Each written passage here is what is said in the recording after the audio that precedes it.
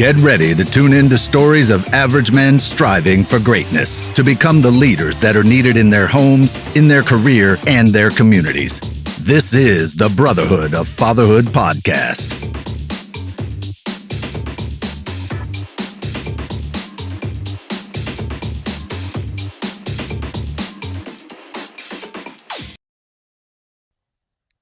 All right, good to go. What's up, man? It's a wonderful day. It is. I can't believe we're recording episode 3 already out of the series that we just kind of, started talking about over the summer, or later towards the end of the summer, basically in fall, as far as this whole project. And now this is episode 3. We talked about mental health. We talked about taking care of yourself. We've talked about how that's going to transition now into, your physical health as well, right? Yeah. Well, we talked about failures last time a lot. Yeah, and I think when we talk about physical health, we have to acknowledge that probably all of us have really failed in that area many, many times. And so I kind of want to just start with it like, hey, use that now. Like, use that as if you're failed, if you're not in the health or condition you want to be or you should be in, because I believe that there's a level that we as men, as providers, as leaders, that we should have a certain physical health that we're in. I believe that very strongly. So if you failed, it's no big deal. Just use it as a catalyst. Right. Yeah. Yeah. No, that's actually a really good point, because that was like one of the main topics we were really hitting on last week. And, it's, for me, it's pretty personal. I've got some close friends and family that are kind of going through this right now, and they're kind of swimming in that that theme of failure, right? Yep. And what's funny is we talked last week about failure being this thing where you just look at the things that it's not this like epic catastrophic thing. It's a here's the experience. What did I do well? What did I not do well? And then look, learn from it and grow, right? Well, working out is kind of the same thing, because you have to know going in, having a mindset of training, that you're going to fail in your training, right? It's actually part of your program. If you actually are following like a strength program or anything else too, like you're going to train like, okay, today we're doing this to failure, or we're going to do this and we're going to do a linear progression and keep adding weight every couple of days, but eventually you're going to fail. Like, you can't just infinitely like add weight over and over. You know what I mean? So yeah, it's an interesting concept. So you actually almost have to like embrace it. You have to be comfortable with it. You have to learn how to work with it. Yeah. Let me add to that, because there's a statistic out there that most, like, especially in corporations or in small business, bigger small businesses, as you grow through the ladder, you'll likely be promoted to past your ability. You'll likely be promoted if you are good and you're hustling and you're doing what you need to do. You'll thrive in a position, but you'll thrive in it because that's where you're at. Mm-hmm. So you'll be promoted above it. And so you will fail when that happens. And what do? You don't give up. You just keep pushing and moving to where you become proficient in that. So this is so all encompassing in everything that we do. And I like health, fitness. So let me lay out to you. I, for at least 2 years, have done a 45-minute brisk walk every morning, 45 minutes to an hour of lifting heavy weights, doing core work, accessory work along with it. And then typically we'll rock or do another really long walk that's even faster or something. So there's no lack for me of physical fitness activities going on. Now I added mountain biking. So, if you were to add up hours, and it's probably an average of 3 hours a day, which is beautiful. I love that I've made the time and figured the time out for that. But I've failed in nutrition. And that's really important in the whole health concept as well. I understand all the nutritional concepts, but there's just this continuous growth process that we have to go through. So I'm using that failure as a catapult now. Yeah. Yeah. It's definitely one of those things where you're always going on this journey of trying to like refine and improve, right? And it sounds like you've got like the perfect setup with like where you are with your workouts and even having time to throw in stuff like I saw getting back into mountain biking again, which is something you have a passion for. And like you said, you used to own a bike store, right? Yeah. Yeah, that's 5 awesome. years. Yeah. So it's like a big part of your life, and that's actually also like one of those things where you're finding things that you enjoy doing as well, and they have a passion for, but it's also it's giving you a benefit. And I think when we talked about last week and the week before about like where to start with, whether it's like changing your life, whether it's trying to dig yourself out of a depression, focusing on your past failures, or even like you're in a good place mentally, but you don't know where to start on how to pursue like maybe a new career path, or how to get like what we're talking about today, which is like your own physical health.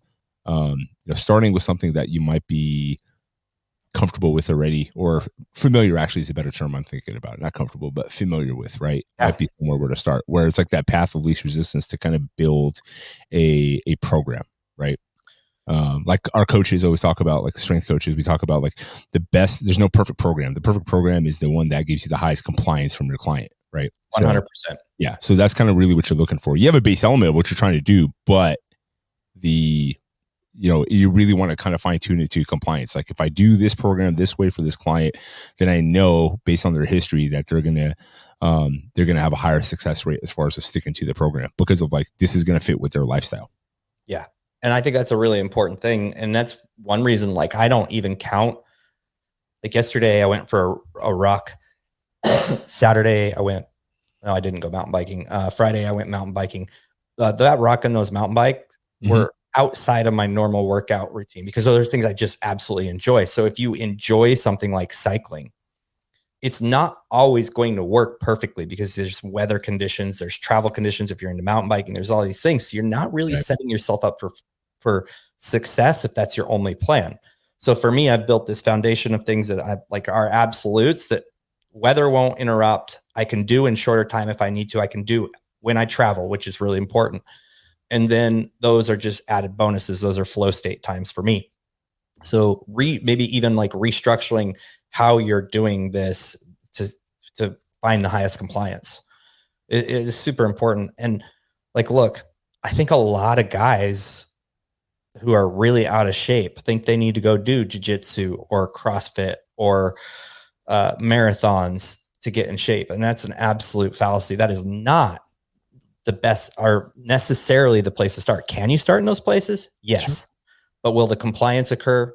It's definitely on the individual. Yeah. Right. So, I mean, for me, it's like, people like, where do I start? Just walk, like get out and get a nice little pace going. Mm-hmm. And then when that gets easy, throw on a backpack and a rock or a book, then add more books, and then buy a ruck weight. I mean, you're in it $45 or whatever. Right. And you can go months and months and get massive benefits to that. But what's going to happen when you've done that and made it part of your routine is you're going to want more, because you're going to max out. You're going to like, okay, now I'm ready for more. And you're going to have that confidence to step into a gym and say, hey, look what I've done. But some people need to just go straight to the gym and get somebody to be accountable for. I'm not downplaying that, but I just want people to do what's going to work with their time.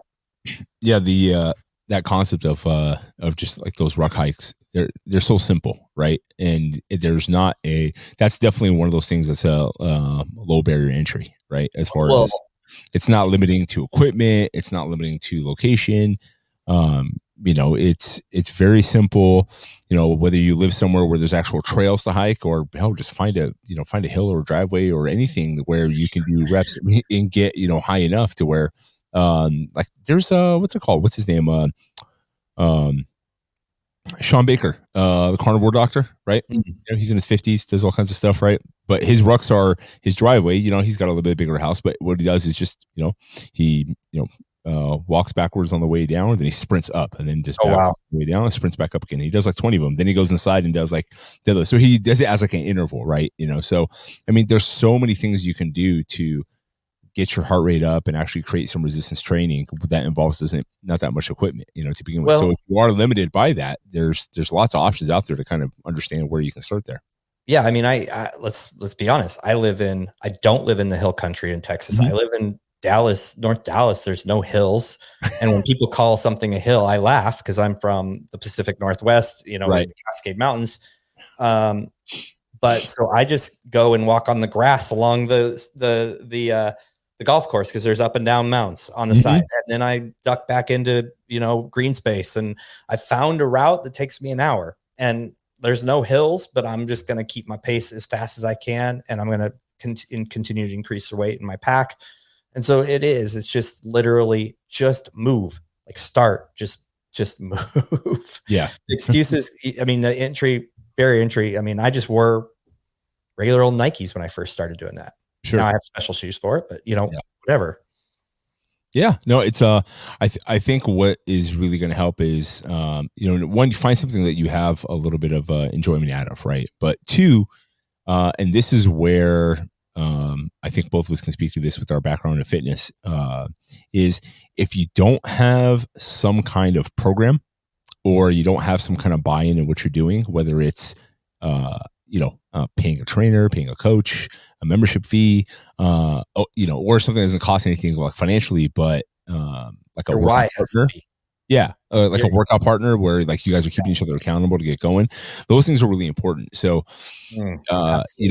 if you are looking for a workout partner and you can't find one, or you don't have anybody that wants to do it, or the time-wise doesn't work, there's a ton of great options on social media as far as workout groups go. And, people look for that. There's, if it's something in a gym that you belong to, then, there's other options there. If it's a matter of like, you have no problem working out by yourself, right, but you don't know where to go or like how to progress in a program, that's where you can start looking online and looking for things to actually have like a program. So you actually are progressing. They have a progressive program. It's not just coming in and doing the same thing over and over and over again. Right. Because that's where, for the most people, at least in my experience, client wise, and people I knew at the gym, would just phase out because stop seeing results. And results isn't necessarily always body composition. It's like, have I gotten stronger? Is my cardio better when I do this hike or I do this run? Or can I do more reps with this weight, in this motion? Like whatever it is, right? Range of motion, all those things, like some kind of progress. You want to be able to see that. And to see it, you got to have to measure it, which means you're following a program. Well, here's the way I look at it. One, my nutrition I know how to do nutrition. It's just finding what works for me and staying in compliance. So my whole thing is anytime my kids want to play, which they're older now, so that changes. Can I do it without getting tired? Can I move through the house efficiently? And can I move things? Like if I need to move a couch, is it limiting? And then like, can I just go for a hike? What if my kid just wants to go for a hike? Can I just go for a hike and can I succeed at it? And the answer for me is always going to be yes. I'm never going to let that slide. Even when I tore this a few months ago, I tore a quadricep muscle, which was excruciating, and walking sucked. And now I have a massive lump in my leg and I'll never look normal again. But like a golf ball floating around in there. Yeah. But I'm still working out. So I'm taking, and when I'm doing weights, I'm sitting on the bench and doing isolated shoulder press. I'm doing, all those things where I'm just, there's really like in my group, every week I'll ask how their physical fitness progress is coming. People are like, well, I got injured, so I'm not doing anything. I'm like, shame on you. Like there's research that shows that you will maintain muscle mass even by working a different area. Your left arm is bad, work your right arm. Like there's just no excuse not to. But for me, it's that baseline of functionality in life. If somebody wants to pick up a basketball game, I don't want to be sucking air. I suck at basketball, but I don't want to be sucking air and not be able to participate with friends. And I'm rounding 48 here, right? So that's where I find functionality. The other one is safety and protection. Like for me, it's really important that if a situation were to happen in my house, and this is probably where BJJ would really help me move even further, is can I outrun? Can I crunch the guy in the nuts and hold him tight until somebody gets there? Can I protect my family? And that's not just physical fitness, but that is a very basic element. And so that to me is really important. We had a gal here that lives in a ridiculously nice neighborhood. Probably the cheapest house is, 1.5 million in a very, very, very high end community here. And it's gated, it's protected. And she got attacked a week and a half ago. A guy laced up on drugs. She lives nowhere near where this would be happening. Someone came into her house, had literally pulled out about a quarter of her hair from her head in the attack. And finally her husband came in. She's just got pummeled, came in. And I'm like, and my mind goes around, got to be prepared for those moments. Yeah, 100%. You have to, and that gets to a conversation we have later, the firearms and first, Second Amendment there, right? Being prepared, but it's actually really interesting you brought that up, because I've had this conversation with a couple people that are close to me, in a not so friendly way. The conversation went, which was, and it came from a place of extreme frustration on my end because of how much I care about these people, right? And basically, I'm just sitting there saying, like, what would you do in this type of situation? I can't remember exactly what led us to this conversation, but like, what would you guys do in this kind of this situation, right? And I said, like, listen, if somebody like me, without any moral, aptitude of, like, guidance of what I wanted to do, but like, God, 6'1", 260 pounds, right? Works out, does all kinds of stuff, right? Who has a semblance of training, right? Okay, if I came out to you, what are you going to do? And if you say call 911, I'm gonna beat your ass with that cell phone, right? Like, it's not gonna work. You can't. It can't just be that, right? So, like, it has to be this understanding of, you got to be able to at least physically, be able to handle myself from a standpoint of, like, at least mobile enough, to strong enough, agile enough, like whatever it is, right, to be able to handle, like, whatever situation kind of comes at you to the best of your ability, right? And the other thing you were talking about, is, like, where you're looking at with your quality of life as you get older, right? And how that applies to your life. I was working out with Travis, the owner of SBG, this morning, and we were just talking about, like, different injuries we've had, in our in our adult life, and how it messed with us mentally, because both of them were, I just turned 42, he's 47, and how when you get hurt, when you actually get injured, not hurt, like, when we're active, like you, like, you ride your bike, you CrossFit, you train, you hike, you do all those things too. You're always hurting, right? And like, there's some soreness, there's some stiffness, tweak, right? But, like, those are good things to have. That means, like, you earned that from activity. It didn't come from inactivity. You don't have a what do they call those? Just like a sore from sitting too long, you know what I mean? Or you're not type 2 diabetic, because you're 100 pounds overweight. It's like, that's earned, soreness, earned, pain, like, discomfort, right? Yeah. But injuries, like an actual injury, like torn rotator cuff, like torn quad muscle, like those kinds of things, when you do that in your 40s, like, as a man, it can mess with you mentally a little bit, because all of a sudden, like, now you really are limited in what you can do. It's not something you can just grit through, right? Like, the muscle's disconnected from the bone. It's not going to work, right? Like, you have to heal, So I think that's where people can really, on the other end of the spectrum, this conversation of, like, maybe you have been working out, but then you suffered some type of catastrophic injury, and you've let that dictate the terms, like, going forward. Like, oh, I used to do this, I can't anymore because I got hurt or I got injured, right? Yeah. And I think that's where the failure conversation comes back in, because when that happened to me and I thought back, where was the failure? The failure was in my mobility and flexibility. Right. So, and usually I warm up, and I didn't warm up. So that's on me 100%, but it's looking at why you failed at it and moving forward and above, and getting in a better place so it doesn't happen again. But man, aches and pains mean you're alive. Yeah. And I, have a little issue with my back, and I go mountain biking, and I'm hurting for like 5 hours. Like, it's intense pain. It's just not doing any damage to me. It's just pain. Yeah. So, I think the health, fitness on the aspect of general preparation. Hey, if you're listening, you don't like guns, like, okay, there's really cool tasers you can buy that's just going to incapacitate somebody. But here's the deal. You have to have training. All of this is training. You have to be trained. I prefer a gun, but it's just, and that's why you're in Texas. And I teach my kids, my boys, how to use them. Every single one that's in the gun case, that's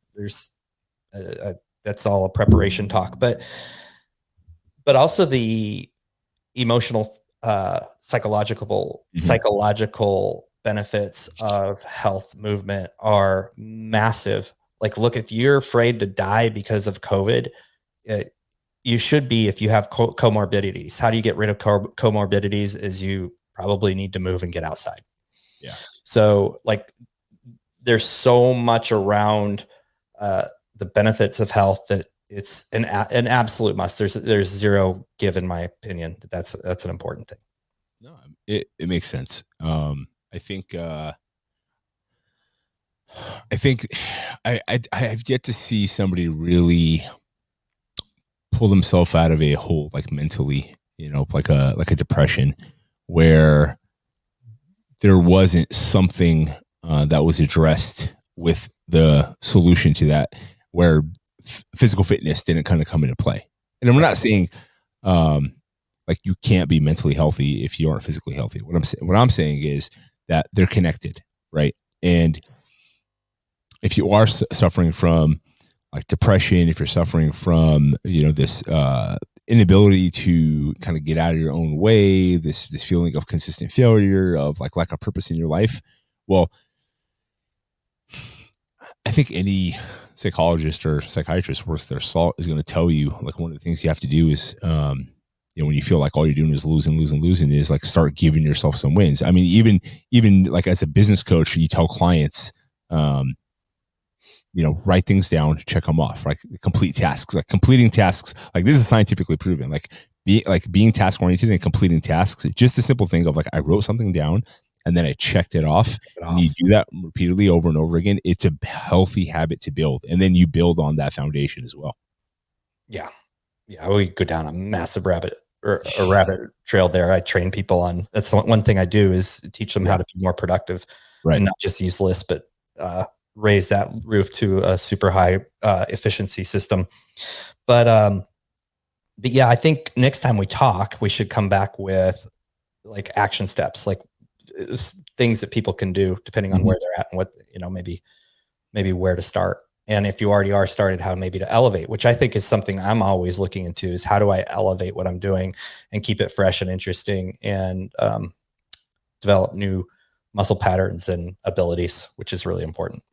Yeah, you know what I think it'd be good is if each one of us threw out a question on our social media and start get a little bit of feedback of what people that listen to this and that follow us, what they do, as far as like their daily activity or something that they do as well. It'd be good to get some of the top ones and put it together with the show and throw it together with some steps like we were talking about. Okay, cool. Sounds awesome. Yeah. So if you're listening, go find that post and do this. I kind of do that every week, but that's a little more specific. So I can't wait to actually ask that. It's going to be awesome. Good. Yeah. All right, man. Thanks, everybody. All right. Take care. Thank you for listening to the Brotherhood of Fatherhood podcast. If you enjoyed the podcast, be sure to share it with your friends, your family, and follow us on social media. If you are a father, make sure you join our Facebook group, the Brotherhood of Fatherhood. Hit the subscribe button and tune in next time for more podcasts from the Brotherhood of Fatherhood.